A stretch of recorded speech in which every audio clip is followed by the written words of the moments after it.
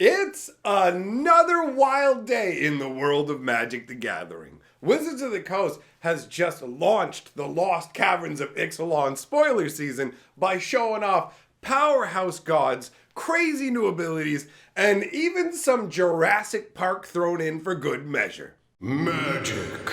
I am a wizard! History. I'm an old wizard! The Magic Historian. My bones hurt.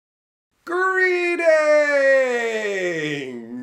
owners of fine luxury cardboard rectangles, my friends. I hope the day finds you well because we have gathered for another juicy installment of Mega Magic News. Lost Caverns of Ixalan spoiler season has commenced. So we have a whole bunch of cards to talk about, and a number of them tie into the story from the set. So, if you haven't already seen it, I have another channel called Fantasy Geographic where I am covering the magic lore for Lost Caverns of Ixalan. So you can actually get up to date on everything over there. I'll leave a link down in the comments and at the end of the video. So if you want to check that out before we talk about the cards, so you don't have any kind of spoilers, feel free to do that. Now that that's out of the way, let's take a look at the cards. We're starting off the spoilers today with one of the main characters from the Rivals of Ixalan story, Malcolm Alluring Scoundrel.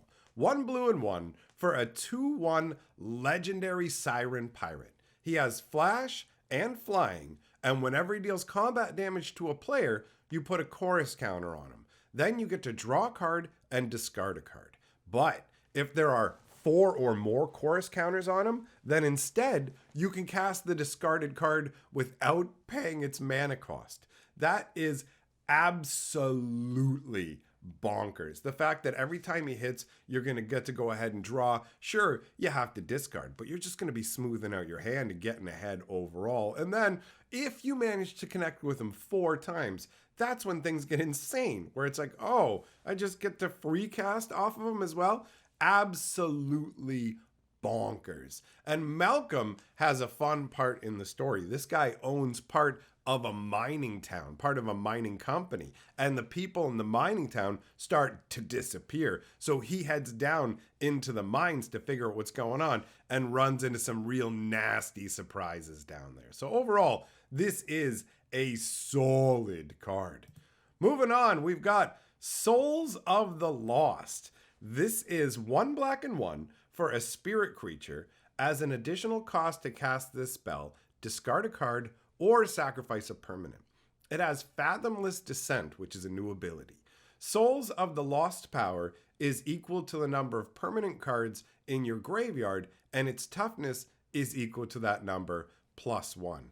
So basically, this is the equivalent of like a Lurgoyf, but for permanents instead of creatures. And Fathomless Descent is an ability that just references the fact that you're going to be counting up a certain number of cards in your graveyard. So overall, this card is fairly underwhelming, but it does showcase one of the new abilities of the set. And I do think the artwork is really funky. Like, you've gone down into the center of Ixalan. What's behind the golden door? These crazy spirits. Look at the veins they have that look like they're running magic through their bodies. This is absolutely just insane artwork to me, just looking at these ancestors. Anyways, moving on.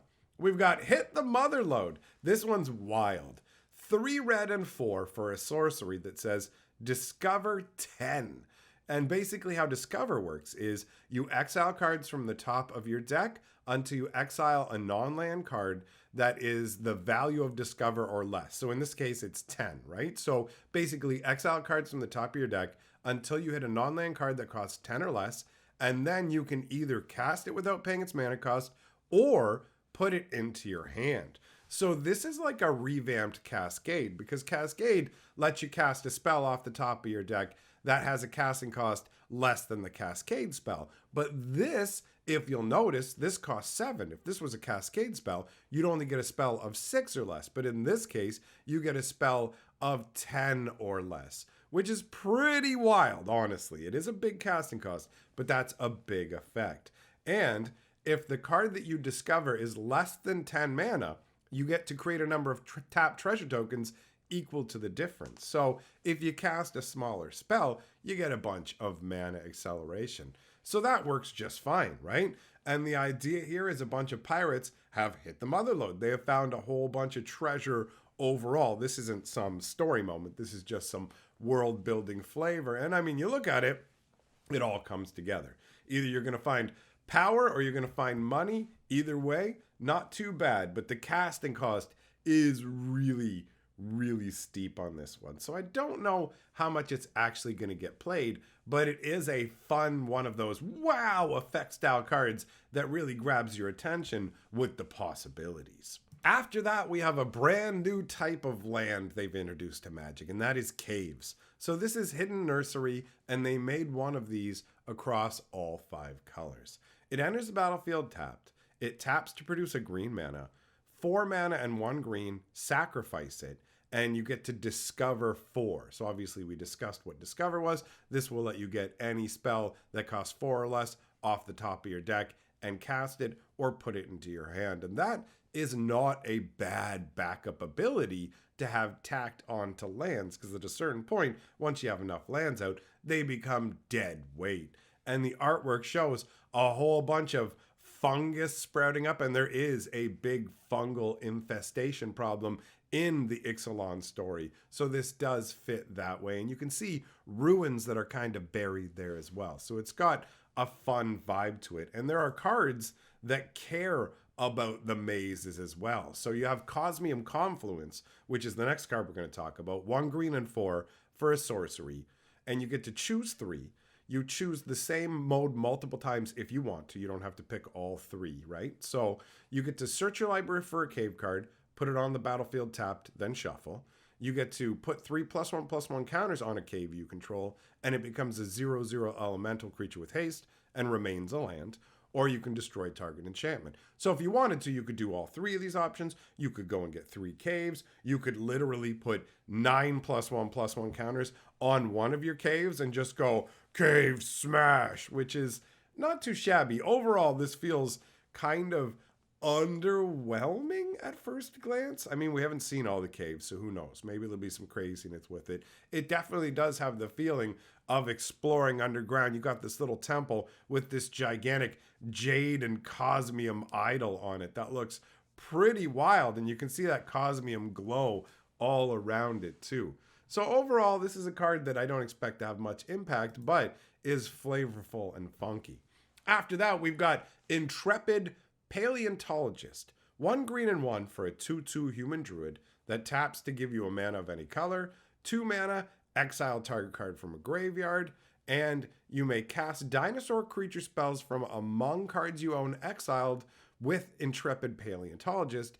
If you cast a spell this way, that creature enters the battlefield with a finality counter on it. Finality counters is something that are brand new to Magic, but they basically just represent a concept that we've had in Magic for a while, where things get brought back from the graveyard, but once you bring them back from the graveyard, if they try and leave the graveyard, if they try and go back to the graveyard, like when they die, they would get exiled instead. So they're basically codifying all the cards that say, I come back from the graveyard, if I would die, exile me instead, into using finality counters specifically. So this is a mechanical change, not a brand new ability to the game.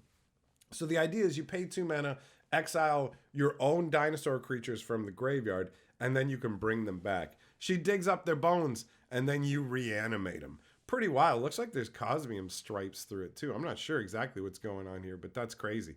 She's going to bring them back from the dead as well? Is that what she does? Does she dig them up and reanimate them? That's pretty wild. After that, we got Jade Light Spelunker. 1 green and X for a 1/1 Merfolk Scout. When it enters the battlefield, it explores X times. And so this is a returning ability from the previous Ixalan block, right? And when you explore, you reveal the top card of your library. So whatever it is, you're going to reveal the top X cards of your library, and any of the ones that are lands will go into your hand. And then the ones that aren't lands basically go back on top of the deck and you put a +1/+1 counter on the creature. So I might not be explaining it in the most straightforward manner because you don't just do the top X direct. You have to do it one after the other. So you might end up putting the same card back on top and not doing any more. You don't have to keep going because you choose whether you're going to put the card in the graveyard or put it on the top of the deck. But you get to do that X number of times. Look at the top card, decide if you're going to put it back on top or in the graveyard and put a +1 on your guy, or if it's land, pop it into your hand. So, I mean, this feels all right. A scalable explore creature does have a good vibe, and we had a number of explore merfolk in the previous Ixalan block, so that helps to carry on that tradition as well. Overall, not too shabby. Exploring down under the inner depths of Ixalan. Then we have Abuelo Ancestral Echo. This is a character from the Ixalan story. So 1 blue, 1 white, and 1 gets you a 2/2 legendary spirit with flying and ward 2. Pay a white, a blue, and 1. Exile another target creature or artifact you control. Return it to the battlefield under its owner's control at the beginning of the next end step. And the flavor text says, "Come, friends, let us see if this world remembers us." So this is a spirit who ends up getting reanimated through Quintorius's ancient spirit magic. So he goes on to animate a number of spirits, and they end up helping out in the story. But I'm not going to say too much. I'm not going to give away spoilers. You can just see him here flying. He's the spirit, and the beads that they have dangling off their garments there, some of those are made of cosmium as well. So that's interesting. But this card doesn't really excite me that much. Moving on, we've got one that is exciting. The Myco Tyrant. 1 black, 1 green, and 1 for a star creature. It's a legendary elder fungus with trample. His power and toughness are equal to the number of creatures you control that are fungi or saplings. At the beginning of your end step, you create X1/1 black fungus creature tokens with this creature can't block, where X is the number of times you descended this turn. And you descend each time a permanent is put into your graveyard from anywhere. So descend is a new concept as well. Now, this guy represents this fungal lord, right? And it basically can take people over, learn from them, and then control them. And I mean, calling it a tyrant is accurate. It's a self-styled tyrant. This guy does a lot. He does a lot in the story, causing a lot of problems. I'm not going to say too much story-wise, but what this guy can do is formidable, all right? And he makes a significant impact. And I like the fact that the actual card abilities feel like it does in the story in terms of the more fungus, like he takes people under his sway using fungal influence. He infects them using fungi. So the more fungus you have, the more power this guy has. And it totally does feel on point. 3 mana feels pretty cheap for this guy, but hey, who knows? I mean, it obviously is a mythic. I think there's a lot of beefiness there. And the artwork is pretty funky too. The Myco Tyrant is a force to be reckoned with. After the Myco Tyrant, we have the Enigma Jewel, and this is a weird card. 1 blue for a legendary artifact with some absolutely baller artwork, where you have this face within a face within a face, and above it, you have what looks like an epic compass, right? This is an amazing jewel. Who would have carved it like this? So I love the artwork straight from the get-go, but it's also a powerhouse card. 1 blue, and it taps to give 2 colorless. Yes, it does enter the battlefield tapped, and the 2 colorless does have the restriction of that you can only spend it to activate abilities, but still, there are a ton of activated abilities in Magic, and this kind of cheap acceleration is amazing. I like the fact that it's named the Enigma Jewel as well, because when you read the last ability, it can feel kind of like an enigma. It's pretty confusing. It says, craft with 4 or more non-lands with activated abilities. And that's for 1 blue and 8. So here's how craft works. What you do is you exile permanents in play or cards in your graveyard that meet particular conditions. So in this case, the condition is that they have activated abilities. So you will need to have a total of 4 cards in play that have activated abilities, or in your graveyard, or any combination. You exile all of those, and then when you do, you get to flip the card over and bring it back transformed. And that's when you get the Locus of Enlightenment. So this says that it has each activated ability of the exiled cards used to craft it. You may activate each of those abilities only once each turn. So you can give this card 4 separate activated abilities. And whenever you activate an ability that isn't a mana ability, you get to copy it, and you can choose new targets for the copy. So this will let you combine the abilities from 4 different cards, ideally from your graveyard, right? And then you get to copy those. And not all those activated abilities have to be tap abilities. So you can literally slap 4 abilities on the card that you can all use in the same turn. This is incredibly strong, right? And craft is a wonky but useful ability. Look at what the Locust looks like. The jewel has activated. It's in some, I have no idea what this is. This is not part of the story. I wish that it was. Moving on, we've got Oger Taj, the Deepest Foundation. 2 white and 4 for a 6/6 god of Inner Ixalan. It's got Vigilance. If 1 or more creature tokens will be created under your control, 3 times that many tokens are created instead. I told you guys at the beginning of the video that we had powerhouse gods, and I wasn't lying. This is insane. You just make triple tokens. What, like, hey, why not? And when he dies, return him to battlefield tapped and transformed. Like you didn't already get enough out of the card. Like, I can't believe what you get for 6 mana nowadays. And look at the artwork too. That's an awesome looking piece of art there. You've got the temple, you've got Oger Taj himself standing in front of it with all these people around him. This is pretty wild. So he flips into the Temple of Civilization. This taps to add 1 white mana, and for 1 white and 2 and tap it, you transform the Temple of Civilization. But you can only do that if you attacked with 3 or more creatures this turn, and only as a sorcery. So you can literally keep bringing Oger back, and you only need to be able to attack with 3 creatures. And when you make a token, he triples it. So all you need is the ability to make 1 creature, and that's enough to worship at the temple and bring him back. This is a cool way to show the ongoing eternity of a god compared to some of the other options that we've seen in the past. Moving on, we've got Throne of the Grim Captain. This is a 2 casting cost legendary artifact.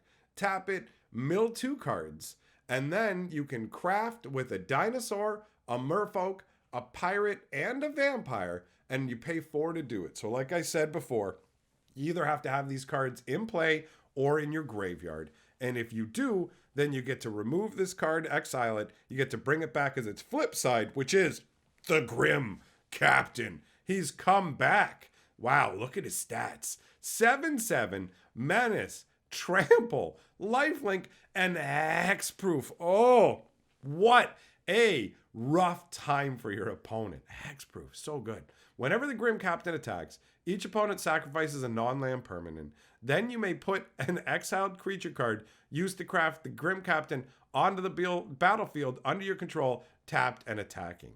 That's amazing. He's like the bound spirit of a skeleton and a vampire and a pirate, all of them crammed together, and they can break forth from the overall spirit body. That's so insane, man. That is like a huge, satisfying, smashy creature. I love it. Then we've got the Ever-Flowing Well. 1 blue and 2 for a legendary artifact that says when it enters the battlefield, mill 2 cards, then draw 2 cards. And it has Descend 8. There are cards that have Descend 8 and cards that have Descend 4 in this set. At the beginning of your upkeep, if there are 8 or more permanent cards in your graveyard, transform the Ever-Flowing Well. And when you transform it, you get the Myriad Pools, which is a legendary artifact land that taps to add a blue mana. And whenever you cast a permanent spell using mana produced by the Myriad Pools, up to 1 other target permanent you control becomes a copy of that spell until end of turn. That's funky. You can use it with enchantments, you can use it with planeswalkers, you can use it with creatures, and you can swap them around. You could make one of your artifacts that's already in play, like a token or something like that, into a creature that you've just cast. This is very, very interesting. I really like the range of options that you have with it.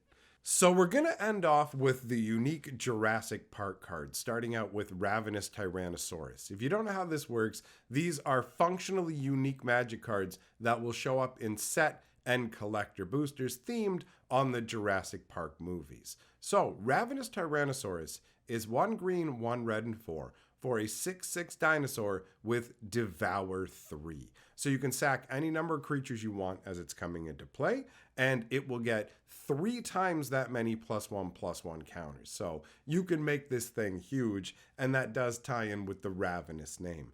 But this thing is absolutely insane when you attack with it. It deals damage equal to its power up to 1 other target creature, and excess damage is dealt to that creature's controller. So basically, you could feed 2 creatures to this, and he would be a 12/12. When he attacks, boom, you get to do 12 damage to one of your opponent's creatures, and if that would be more than enough to kill the creature, all the extra damage hits your opponent instead. The Tyrannosaurus will not be denied. This is a big, beefy set of abilities, and I love big, dumb creatures, so for me, this works. It also has the appropriate Jurassic Park vibe, right? It definitely feels like it could be from the movies, no problem whatsoever. And so does the other card we're going to talk about, which is Ellie and Alan, Paleontologists. 1 blue, 1 white, 1 green, and 2 for a 2/5. It's got tap, exile a creature card from your graveyard, discover X, where X is the mana value of the exiled card. So we already talked about what discover does. This is a way for repeatable discovery that you can reuse your dinosaurs for. It feels pretty solid overall, and it does tie into the whole archaeologist unearthing the dinosaur bone vibe. And when you look at it, it definitely says Jurassic Park. And that wraps up all the spoilers that we have to talk about today. Thanks for coming by and hanging out, my friends. Big shout out to all my patrons. If you guys want to hear the story behind Lost Caverns of Ixalan, the link is here at the end of the video for you, and it's down in the comments as well. Thanks for coming by, and I'll see you all for the next video.